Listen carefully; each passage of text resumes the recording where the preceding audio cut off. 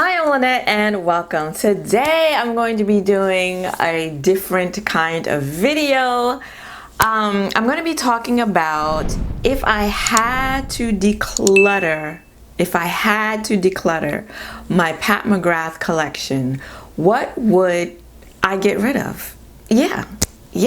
I got this idea from Beauty in the Frizz, Cara. She did a video talking about if she had to declutter her Pat McGrath collection, what would she keep? So I thought I would just turn that around and talk about the items that I would get rid of. So, you know, I'm never going to declutter Pat McGrath, so this will be a very short video. But there are a couple of items that if someone were to put a gun to my head and tell me I had to get rid of something of hers, well then, these would be the ones I would sacrifice.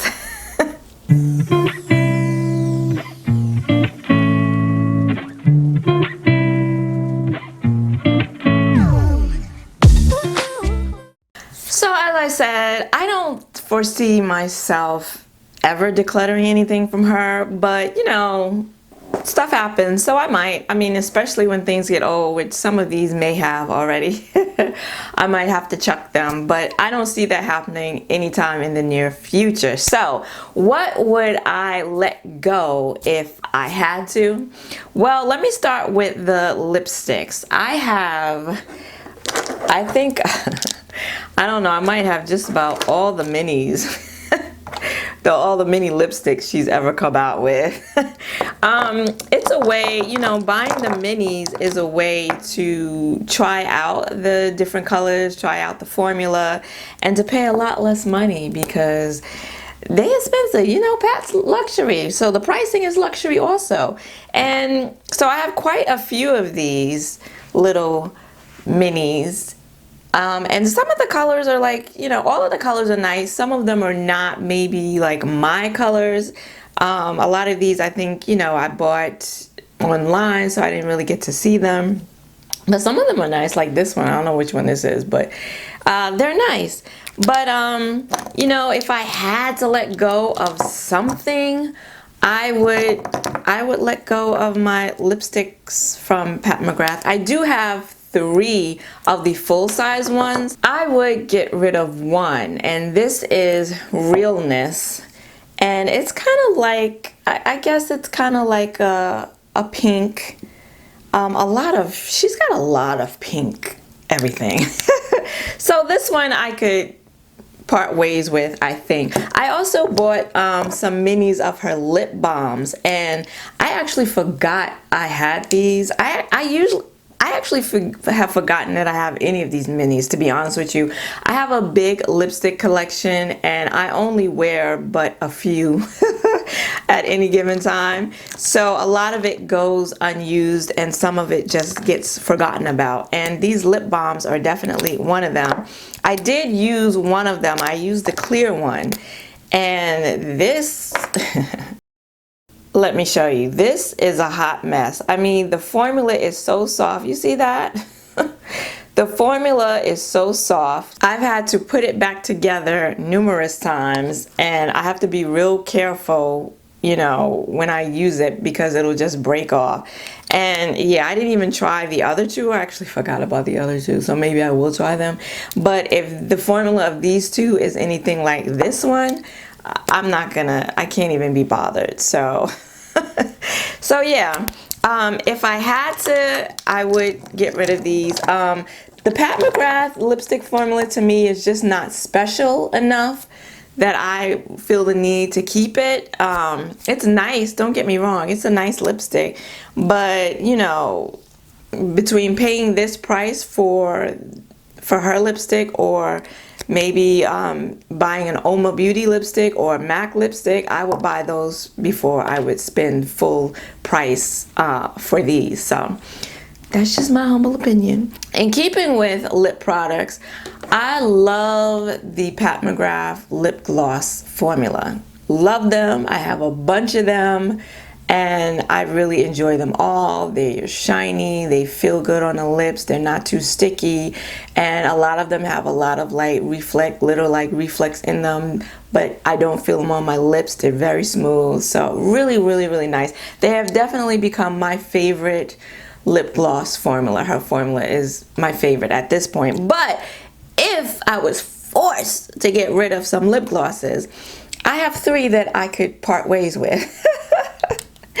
And these are just because the colors aren't, like, let's face it, a lot of the ones that I have from her aren't that different in color. She does a lot of peaches and a lot of pink tones, and they're not that different from one another once you put them on the lips. I do have a lip swatch video of my Pat McGrath glosses that I will link here, and you will see from that video, once they go on the lips, you really don't see much of a difference. So I would feel comfortable getting rid of these, mainly because, you know, I'm really not into like these really peachy shades. So this one here is Wicked Whisper, and it's, you know, it's one of those like nude, more on the peach side, and I mean it's fine, but it's not normally a color I gravitate towards. Also Aphrodisiac. This is another, like, this is more pink, but again, just I have a lot. This is Aphrodisiac and this is Wicked Whisper. You know, I have a lot in Pat McGrath glosses that look like this, to be honest. And then this one is Paraphernalia. This is the very first Pat McGrath gloss I ever purchased because I thought, ooh. And it is pretty, but I just don't, it's really pretty. That's Paraphernalia. I just don't find myself, you know, reaching for it ever. So maybe I will try and do that now that I'm reacquainting myself with it and it's really pretty. But yeah, so I mean, they're all pretty. Love the formula of them all, but if I had to get rid of any of my glosses, I feel like I could part ways with those pretty easily. And then last but not least, I told you this was going to be a short video because I'm really not trying to get rid of anything. Eyeshadow palettes. So I have 20 eyeshadow palettes from Pat McGrath, between her large size, full size mothership palettes to her 6-pan mini palettes to her quads. I don't have them all. I just, you know, if something really, really doesn't speak to me most of the time, not all of the time, I just won't buy it. But I do have like a couple of those in here. So let's start off with a quad. This was one from one of her holiday collections. This is one of the Blitz Astral quads in Risque Rose. Beautiful, beautiful packaging. And that's when she was still doing like the envelope closing. And it's a beautiful quad. Don't get me wrong. I have tutorials with everyone that I'm going to show you. So if you're interested in that, I have my Pat McGrath tutorial playlist, always linked down below if you want to check out any of the tutorials and the makeup looks that I've done with all of my palettes. And this is Ritualistic Rose, which is beautiful. And when I first did this, I filmed the tutorial for this. The first one was a fail because I went in and, like I do usually with all the palettes that I'm doing a first impression on, I like to use just the shadows and the palette.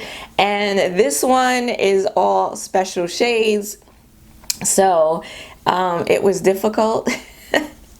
Actually, this brown one, not so much. That one, yeah, that one's just a regular metallic, but there are 3 special shades in here, and one of them is a duochrome. And so I went in and I just didn't like it. I did end up doing a look though in that video that just came out beautifully. and it's beautiful. It's a beautiful palette, and the shadows perform as all of her shadows perform. And I don't know if I just went in with an expectation, or I don't know what happened, but even after doing the finished look, I had to admit to myself that it was really pretty.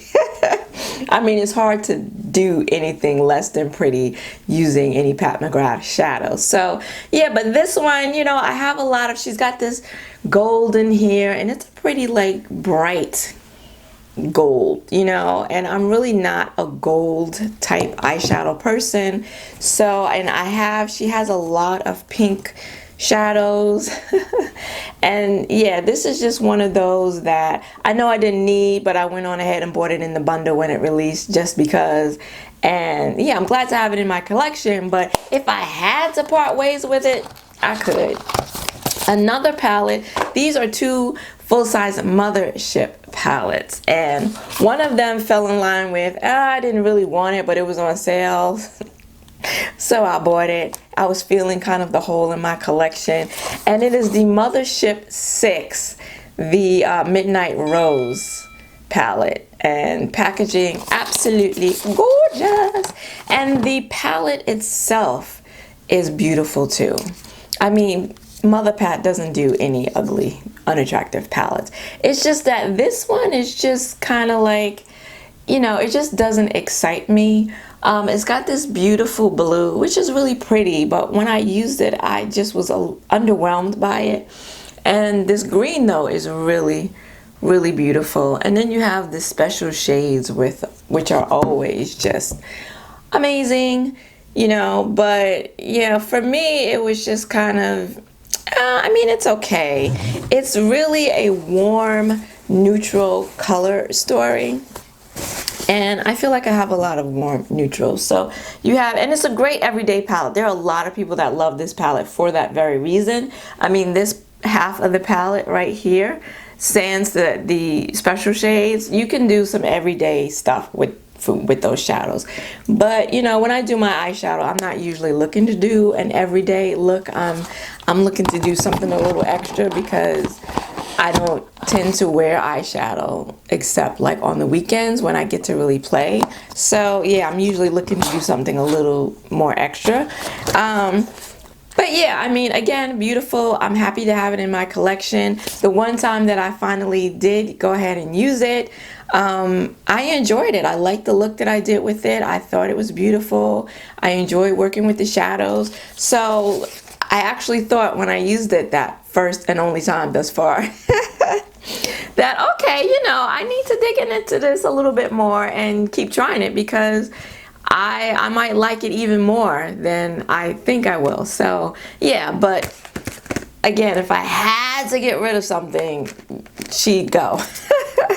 And then my last palette, my last thing, another Mothership. This is the Mothership 3 Subversive palette. This is one of the originals. Look at that packaging. Some people throw out the boxes. I don't understand. I can't bring myself to do it. And it's also what helps me to tell them apart when they're in my drawer. So this is the Subversive, and I think this was the very first one that I bought. It was either the very first palette, Mothership palette that I purchased, or the second. And it's pretty. I think this was the second one that I bought. It's pretty, no doubt about it. It's got some beautiful jewel tones, and it has this gorgeous, that gorgeous like dirty martini green special shade in it. This duochrome blue purple, just fantastic. But and this gorgeous special shade here, which is also a duochrome. You know, maybe I was a little hasty in putting this. Might have been a little hasty in putting this in the pile. Because just the special, oh my god, just the special shades alone are worth me keeping. Okay, all right, I take it back. I wouldn't get rid of this palette.